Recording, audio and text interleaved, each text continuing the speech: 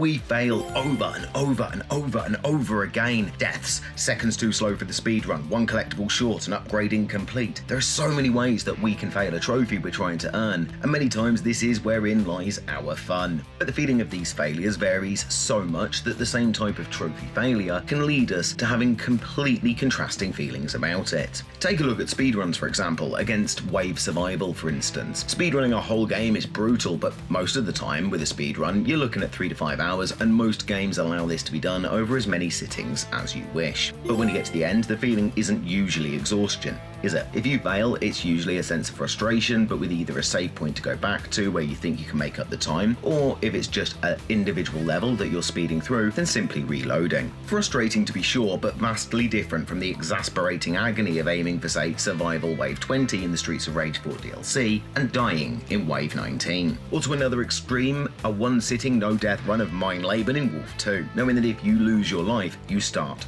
all over again. But imagine getting right to the end, meeting the Zestoras head-on, that infamous bronzer awaiting you just behind them in the skull of Frau Engel, waiting to be cracked open like an Easter egg. You can already hear it ping and the platinum that will follow in the corner. Your mind fills with images of your parents finally being proud of you. That hot girl or guy you like now sees you as irresistible. The town mayor announces an annual parade in your honor, and YouTubers worldwide will mention you in every video with awe and admiration in their voice. But you choke. The pressure gets to you, and you melt like an ice cream in a furnace. From victory and glory to defeat, shame, and humiliation in seconds. After hours of focus and steely resolve of good choices, fast reactions, and patience, it's all gone with one missed shot, one missed thrown grenade, one wrong turn, and the exhaustion is unreal. The sheer fatigue of that endurance, the mental drudgery and strain on your poor eyes, back, and knuckles, the hopelessness of it all. And that's the sort of difference we're talking about today. The differing ways that trophy fails make us feel.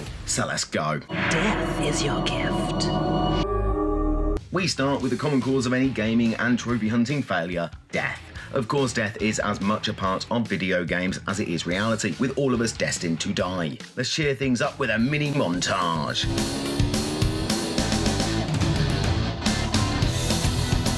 Ah, that's better. But back in the old days of massive arcade machine penny pinchers that were harder to beat than anything released in the last 30 years, these games earned their money from active players slipping coin after coin into their slot, so it aimed to get kids to play for as long as possible, but that each life would only last mere minutes. Brutally addictive, painfully hard. In the old days, you'd die, and in most games there was no continue, no second chances, no opportunity for redemption. Just a cold, blank, dead screen, which is where classic games like Battletoads gets its notoriety online nowadays. You had no checkpoints, 3 lives and 3 continues, meaning that you had a grand total of 12 lives to complete the entire game. But I never understood the fixation on Battletoads difficulty, as it simply reflected most games of the time. But these days, some developers have found even more infuriating ways to punish us for our deaths, and for trophy hunters, these consequences can be mightily frustrating and costly. But some other developers ingeniously somehow make our deaths moreish, almost addictive. Others even manage to make them rewarding and inspiring.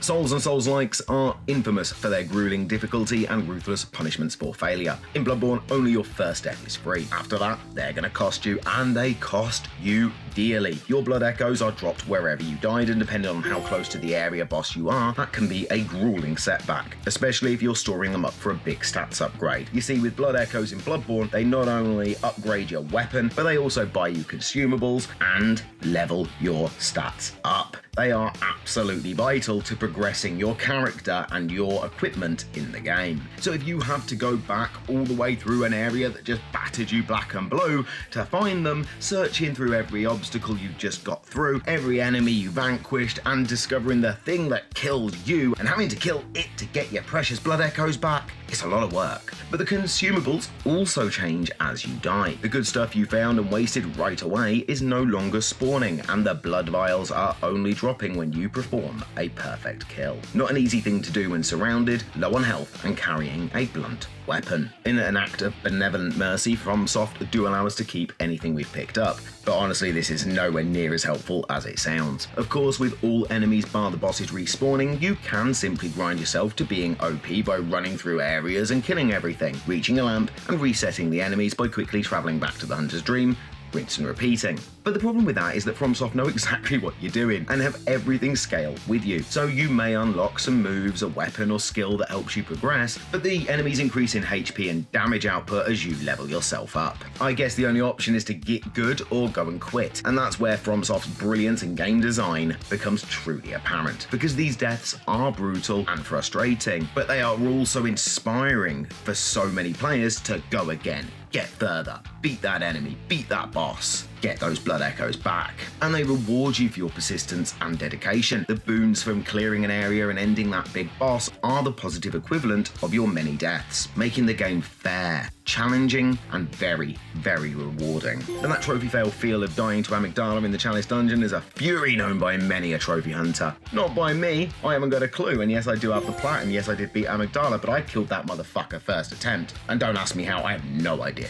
Souls games are basically a series of roguelite arenas for you to conquer one at a time, and roguelikes easily have the most rewarding deaths in gaming. Hades, a beloved game with a glorious aesthetic style and addictive gameplay, cool soundtrack, and is a great example of rewarding deaths. When you die in Hades, you do begin from the opening area, Tartarus, but you do so with everything you accrued in the last run. No run is worthless. None. Not one. Meaning no death is worthless, which equates to death being rewarding every single time. The problem with roguelikes is that they are all RNG heavy, as the mechanic is essential to the fluidity of play and gamer engagement with them. So if you are searching for a specific enemy or collectible and you find it but don't beat it or grab it before you get gutted like a badger, you may have just added a significant amount to your overall playtime for that platinum, which is why my buddy Crimson Purgatory rages so hard at Returnal, and I love it. I'm all for Crimson raging because he's so cute when he's angry. But how do developers make death addictive, and why? Well, Ghost Runner is probably the best place for me to start. Ghost Runner is one of my favourite games, one of my favourite platinums, and a great example of this. Ghost Runner is an FPS parkour hack and slash with frequent checkpoints, one-shot kills, and instant reloads. These add up to make death practically meaningless. You don't lose an hour per death like in a Souls game, and you're not rewarded for death like in a roguelike. The speed in which you die and return to the very spot you fell matches the gameplay's ferocious speed, and as such, when you are in flow, you get lost in the momentum these two factors create. You're not given a chance to think I'm quitting. You don't have a few seconds to rage smash your controller. You don't have a moment to back out. You get caught up in this momentum and off you go again. The momentum is hard to break out of, as death is so neutral. It's not punishing or rewarding, it's simply an inevitability. And unlike other games we just looked at, there is no focus on it either in a positive or negative way. The way in which the game is designed to use checkpoints and the instant respawns make this the most addictive game I've played in years, and is absolutely brilliant. But deaths in games have a varying way of affecting us and our trophy hunts. So what game deaths stick out in your mind from your platinum pursuits, and why? Let me know, please, because this stuff really fascinates me. So collectibles are a thing we are all used to as completionists, right? But some collectibles can have a huge impact on a trophy hunter's experience with a game. No, I'm not talking about the feathers in Assassin's Creed 2. Of course, a ridiculous amount of collectibles can kill immersion and create a monotonous grind of searching that actually leads to the player detaching from the game. Looking at you, Valhalla. But it's the collectibles that can be missed, misplaced, or mistakenly used too early that create the most interesting feels when it comes to our trophy fails. Missables are a common issue in a lot of games even now. Guardians of the Galaxy has that Nova Core fine and character collectibles. Both Plague Tale games have missable collectibles and upgrades that may require a full run in New Game Plus if you miss too many. And Onimusha Warlords has a ton of missable trophies, but does also require about 173 playthroughs, so plenty of chances to go find them. Missables are hated among completionists, but sometimes they're put in to enrich the gamer's experience with the game. The notion that something missable, a side quest in that big open world RPG like Cyberpunk or Red Dead 2, could be a positive may sound counterproductive to you, but remember, games are designed to engross, and completionism should always be about experiencing everything the game has to offer, not simply running through a checklist. In a game where your choices matter, such as Become Human, things you miss in one playthrough can be the catalyst of change and a vastly different experience the next. For people that love the game, a fresh experience, a fresh run, a deviation from what they've already been through in the game can make that new playthrough as enjoyable as the first. But for some trophy hunters, this is a divergent path that they don't want to waste their time on. Personally, I feel this is the wrong approach, but we all do this differently, so you do you and just have fun. Even weapons, upgrades or collectibles with in-game impact can change the experience dramatically. Little things like the music box in Bloodborne. Grabbing it before you face Father Gascoigne can drastically change the fight. You see, it distracts and basically staggers Gaza, so you can fuck him up a little, or you can retreat and get a blood vial in you. Some missables, however, are just fully unacceptable. Non-impactive collectibles should never be missable, and if these happen in an open world game, well, then Score at Platinum Bolt will tell you how uncool this is. The umbilical cords in Bloodborne. I'm really Bloodborne focused today, aren't I? There is one spare umbilical cord, but if you miss one or use two, then you will be locked out of one of the game's endings, forcing a full playthrough. The anguish of screwing up a missable trophy is one many hunters avoid by using guides, but some of us just can't stand ruining games by reading guides that are necessarily jam-packed with spoilers. Guide writers do an incredible job. It's not their fault. They have to put the spoilers in to tell us what to do. It's that simple. Either way, missables in games can be wonderful, experience adapting elements, or infuriating rerun, forcing pains in our trophy hunting asses. Name the worst game you've encountered for missable elements connected to trophies and the very best impact a missable trophy or objective has had on a game that you loved. Perfection or conquest? Which is worse to fail? An inability to flawlessly complete a level, or the inadequacies of losing to another player? Which stings more for you? Now me, I am focused on self-improvement. It's my mantra, my approach to life. I'm content with where I am, what I have and what I can do, but I'm always striving to do a little bit better. So I do prefer chasing S ranks than I do victories online.